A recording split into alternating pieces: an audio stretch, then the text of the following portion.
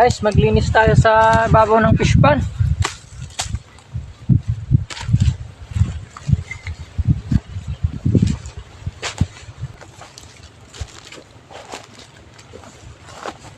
Bali, itutuloy ko lang siya kasi naumpisahan ko na kahapon.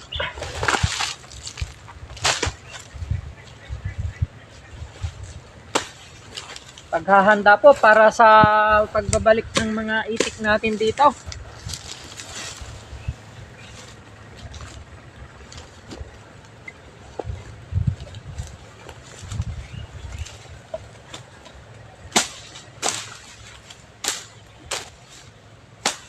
Itak lang po ang gamit natin.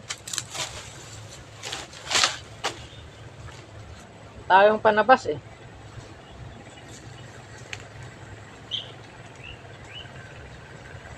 Ayun, tarik.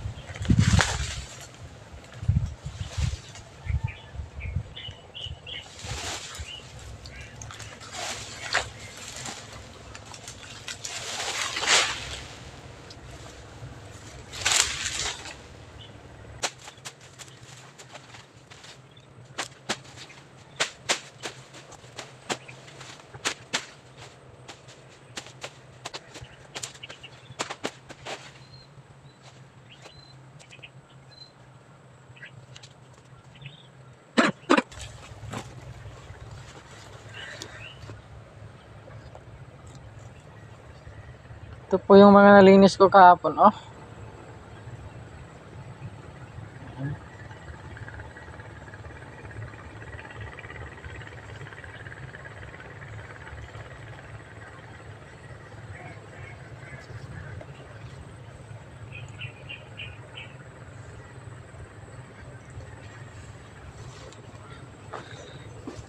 Dito kasi sila tumatambay pagka ilagay na dito itong gitna na to,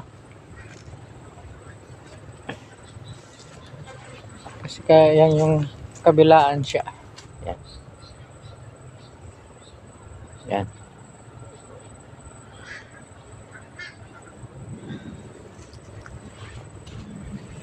Kapal, oh. Ito pa naman yung akyatan nila. Tinubuan na ng talahib. Ay, hindi. Kubon.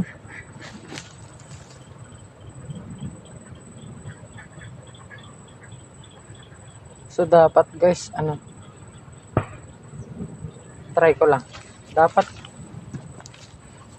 tabas. Dapat to eh.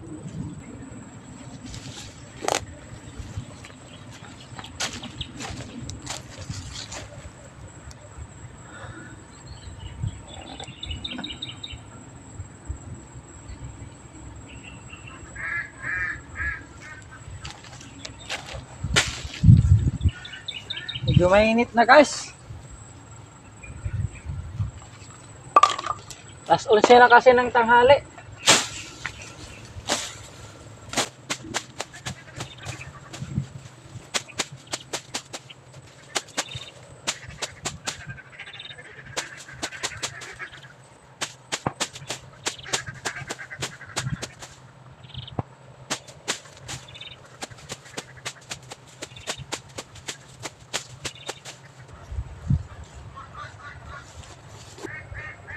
Nakakasugat sa mukha guys. Dapat talaga yung mahaba.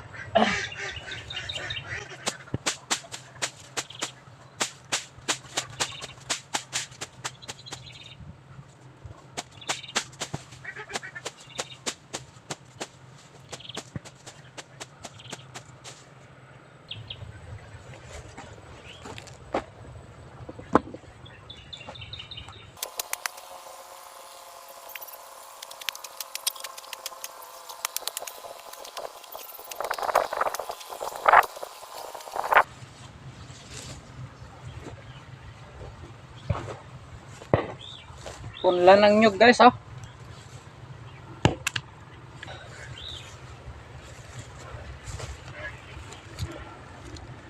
Yan pa guys, marami-rami pa.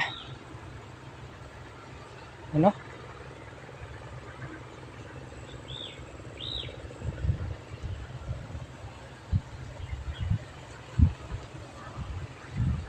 So sa banda dun guys, puro talahib yun.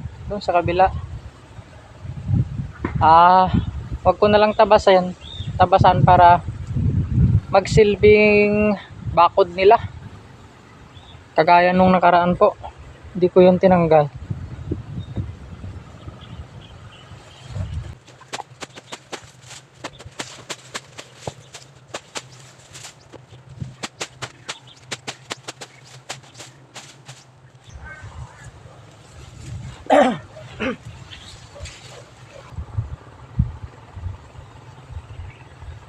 Tuloy na lang po natin to bukas.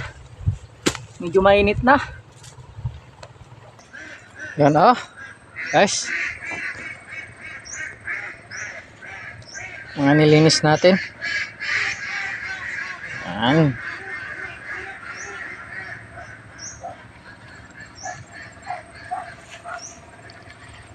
Pwede na siguro to.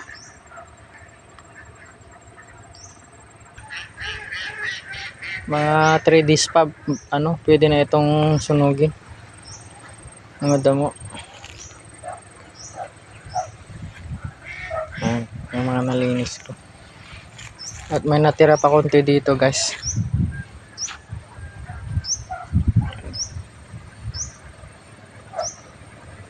Saglit na lang yan bukas. Saka dito.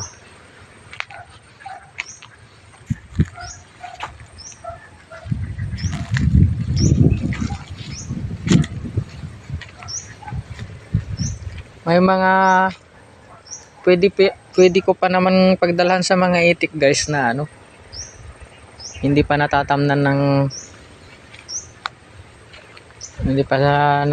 kaya hindi ko pa sila dinadala dito. Pero yung sa ngayon doon lang sa isang pinitak ko dinala doon sa may tabi ng kubo natin. At yung mga pagkain nila nasa gilid lang ng pangpang para madali nilang kunin, hindi na sila mahirapang umakyat pa. Punta natin sila guys. Ito yung mga nalinis ko nung mga nakarang araw.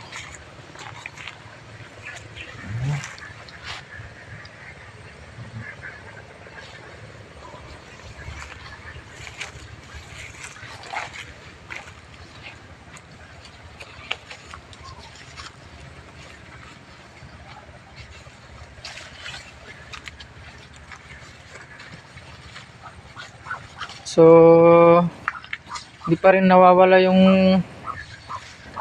paglulumpo ng mga itik natin guys. Simula nung dinala ko na naman sila dito sa matataas na parte. May mga fish pan. May 4 na naman na nalumpo. Pang-4 yan. Kahapon kasi guys ay nabitin ng patuka. So akyat baba sila dyan para pupuntahan yung pagkain dyan sa kubo. Mga ilang beses silang pabalik-balik. Ayun, nalumpo po yung dalawa. Saka nung mga nakarang araw ay 2 din. So 4 na naman. Yung sinasabi kong dating fish pan na ginawang bukid, dyan ko sila dinala. Yun, mga itik ko. Andun yung pakainan. Lapitan natin guys. Dito ako kanina naglinis.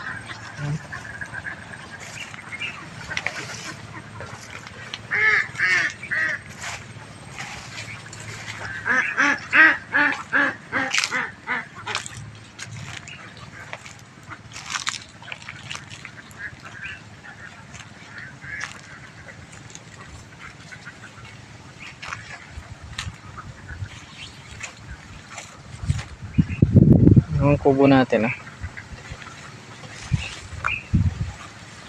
Dito sila pabalik-balik kahapon. Yan Yan.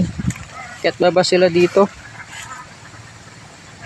At pumupunta sila dyan sa kubo natin para ganap ng pagkain. Pero ayan nakita nila ako, sumasalubong sila.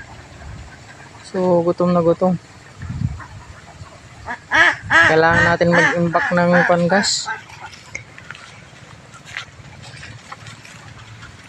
Panghalo sa pizza na maski yung mga mumurahing palay lang.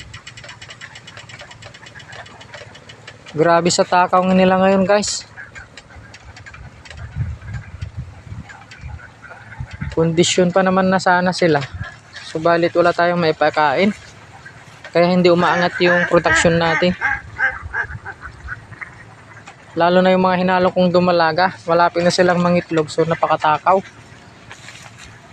Wala naman po tayong naitabing ani nung tong nakaraan dahil nalugi nga po. Sa isang hektarya po ay 47 lang ang kaban ang naani natin. So yung fish pan na maliit na to, kinulong ko na rin. Kaso kulang pa ng screen. Andito yung pakainan at ubos na naman, guys. Kalalagay ko kanina. Ayan. Fish pan to dati na ginawang bukid na. Nalugi sila sa pag iisda. Kaya ginawang kinumbert na lang na bukid. Pati dyan sa kabila. Ayan. Mga fish pan dati, guys. Ayan. Ayan. Tingnan nyo ang lalaki yung mga pilapil niya.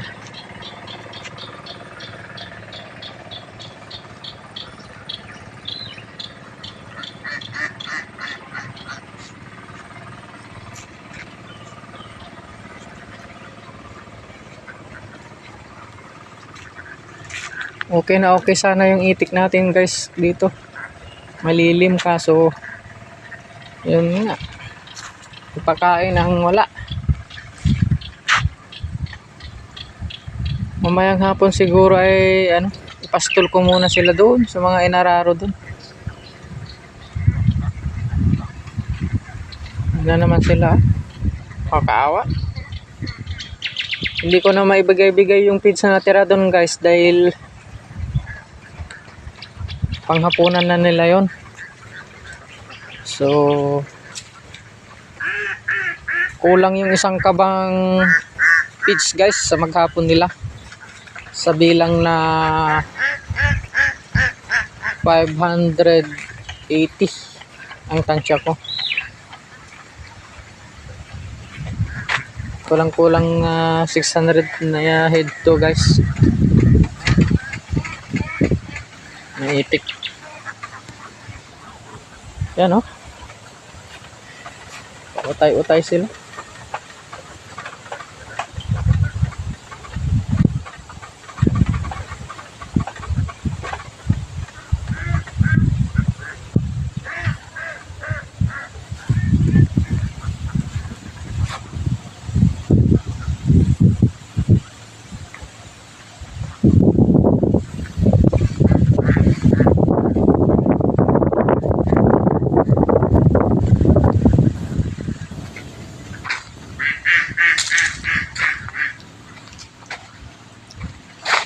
So mag-aantay muna tayo ng guys, mga alas 2 bago natin ilabas mga itik. So alas 12 na, tambay muna tayo dito sa lilim ng mangga. May duyan.